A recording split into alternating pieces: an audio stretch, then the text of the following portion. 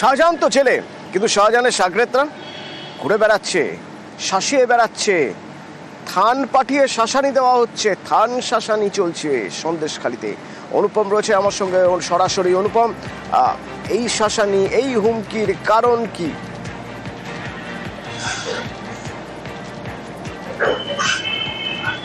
দেখো অতনু, এই যে সন্দেশখালীর এই যে বেড়ুমজুরের এই যে কাঠপোল এলাকায় যে গীতা বর বলে যে মহিলা অভিযোগ করছে এবং যে মহিলাকে মারধরের অভিযোগ তুলছে মহিলা, এই মহিলার যেটা অভিযোগ যে তিনি বিজেপি করেছিল এবং সন্দেশখালীতে যখন আন্দোলন শুরু হয়েছিল তখন এই বেড়ুমজুর এলাকায় যে আন্দোলন হয়েছিল সেটা এই গীতা বরের নেতৃত্বেই হয়েছিল এবং সেই কারণে এখন শেখ শাহজাহান সে জেলে থাকলেও কিন্তু শেখ শাহজাহানের যে অনুগামীরা যারা সন্দেশখালীতে ঘুরে বেড়াচ্ছে তাদের বারবার কিন্তু আবার শুরু হয়েছে। তারা আবার বিজেপির যেসব কর্মী সমর্থকরা আছে তাদেরকে হুমকি দিচ্ছে, মারধর করছে। এমনই হয়েছে গত 4 দিন আগে এই গীতা বরের বাড়িতে গত রাত্রিরে বেশ কিছু দুষ্কৃতী আসে, তার স্বামী এবং তার যে দেওর তাকে মারধর করে এবং গীতা বর যখন বাইরে বেরিয়ে তাদেরকে ঠাকা দেয় তখন রাস্তার উপরে ফেলে গীতা বরকে বেধড়ক মারে। তার দুটো শিশু ছুটে আসে মামা করে চিৎকার করতে করতে, তখন সেই শিশু দুটোকেও ছুঁড়ে ফেলে দেওয়া হয় এমন কিন্তু অভিযোগ করছে গীতা বর। এবং তারপর গীতা বরকে স্থানীয়রা উদ্ধার করে নিয়ে প্রথমে প্রাথমিক স্বাস্থ্য কেন্দ্রে নিয়ে যায়, কিন্তু সেখানে চিকিৎসা না হয় তারপরে কলকাতায় মেডিকেল কলেজে নিয়ে গিয়ে সেখানে চিকিৎসা করে। এবং এই যে ঘটনা তার কিন্তু একটা বিবরণ জানিয়ে সন্দেশখালী থানায় কিন্তু একটা অভিযোগ দায়ের করেছে এবং আমরা ইতিমধ্যে যেটা জানতে পেরেছি যে সন্দেশখালী থানার পুলিশ এই ঘটনাকে কেন্দ্র করে একজনকে গ্রেপ্তারও করেছে এবং বাকি আর যারা আছে তাদেরকে গ্রেপ্তারের জন্য পুলিশ তদন্ত শুরু করেছে।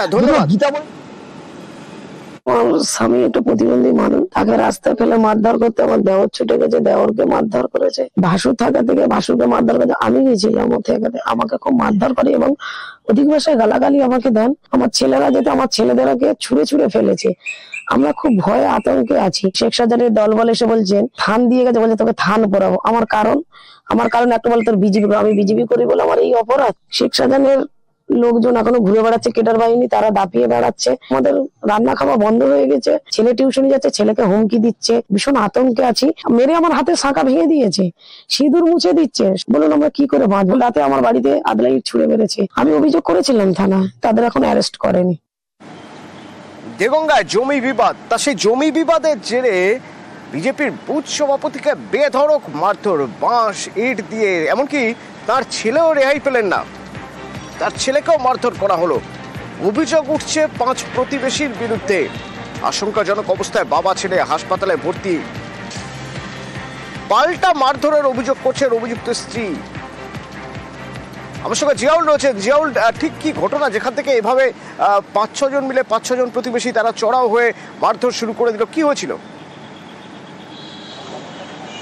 দেখো, দেগঙ্গার ঝিকরা এলাকায় অর্থাৎ এখানে একটি জমি নিয়ে দীর্ঘদিন ধরে গন্ডগোল চলছিল এবং সেই জমিতে অর্থাৎ যে মালিক তার বক্তব্য যেখানে বেশ কয়েকজন বাংলাদেশি তার জমিতে বেশ কয়েক বছর আগে এসে বসেছিল, কিন্তু পরবর্তীকালে সেই বাসের ট্যাকচার করে বসবাস করলেও এখন বর্তমানে তিনি একেবারে কনস্ট্রাকশন অর্থাৎ একেবারে সিমেন্ট বালি দিয়ে সেখানে কনস্ট্রাকশন করছেন। তারপরেই তিনি বাধা দেন যে কেন তার জমিতে একবার বসবাসের সময় সুযোগ দিলেও তারা উঠে যাওয়ার কথা ছিল, পরবর্তীকালে তারা কেন কনস্ট্রাকশন করছেন এ নিয়ে তিনি তাদেরকে বারণ করে। তখনই তারা একেবারে লাঠি সোটা বাঁশ নিয়ে তাদেরকে বেধড়ক মারধর করে এবং এই ঘটনায় বাবা এবং ছেলে, এবং এই বাবা কিন্তু অর্থাৎ বিজেপির বুথ সভাপতি, ফলে তিনি এই মুহূর্তে আক্রান্ত রক্তাক্ত অবস্থায় বারাসাত জেলা হাসপাতালে ভর্তি।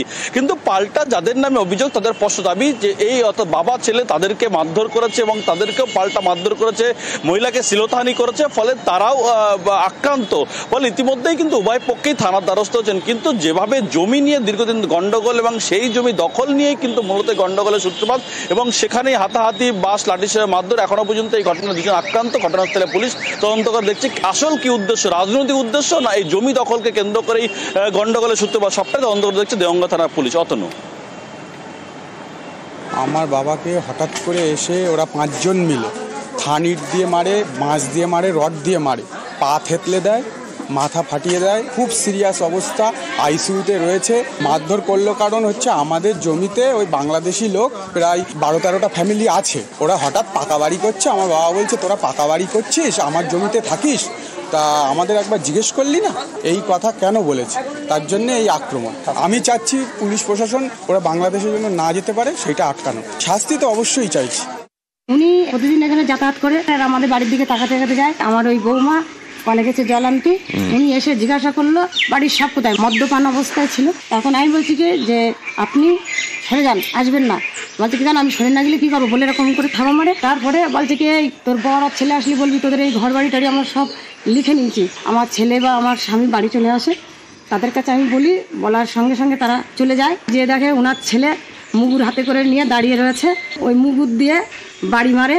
আমার বড় ছেলেরে আমার স্বামীর গলা টিপে ধরে। যে জমিটা নিয়ে সমস্যা, জমিটা কাদের? এই জমিটা হচ্ছে ভেস্টের জায়গা। রাস্তা সারাইয়ের জন্য টাকা স্যাংশন হয়, টাকা একবার না দুবার টাকা বরাদ্দ হয়েছে, তারপরেও রাস্তার হাল যে কে সেই চ্যাংড়াবান্ধার ঘটনা। দেখুন একবার অবস্থা,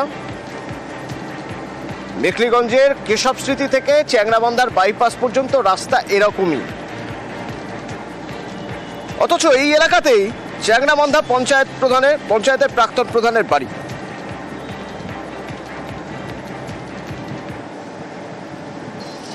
ভাবুন, এই যে টোটো যাচ্ছে একেবারে প্রাণের ঝুঁকি নিয়ে যাওয়া আসা করতে হচ্ছে।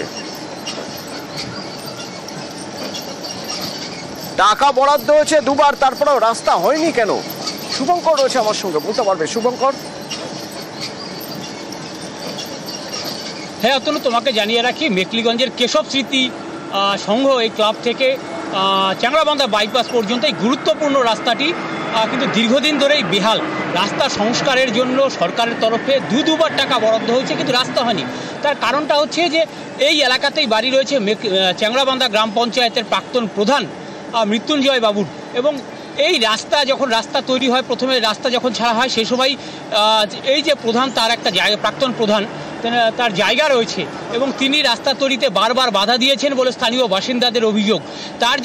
যদিও তিনি সেই অভিযোগ অস্বীকার করেছেন, তিনি জানিয়েছেন যে প্রশাসনের পক্ষ থেকে এখানে পাকা রাস্তা তৈরির একটা পরিকল্পনা নেওয়া হয়েছিল, কিন্তু যেহেতু এই রাস্তাটা দিয়ে প্রচুর গাড়ি চলাচল করে, পাকা রাস্তা হলে সেই রাস্তাটি ভেঙে যাবে। এখানে পেভার্স ব্লকের রাস্তা দরকার, পেভার্স ব্লকের রাস্তা হলে আমার কোনো আপত্তি নেই। এবং তিনি এ বিষয়ে গোটা বিষয়টি নিয়ে স্থানীয় বিধায়ক পরেশ অধিকারীকেও জানিয়েছেন।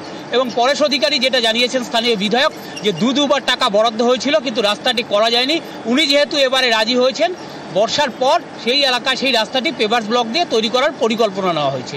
অতনু, ধন্যবাদ। পার্সোনাল জমিন, এখানে গিয়ে দেখা যায় কি ভারী গাড়ি ঢুকলেই অনেক সময় কমপ্লেন করে।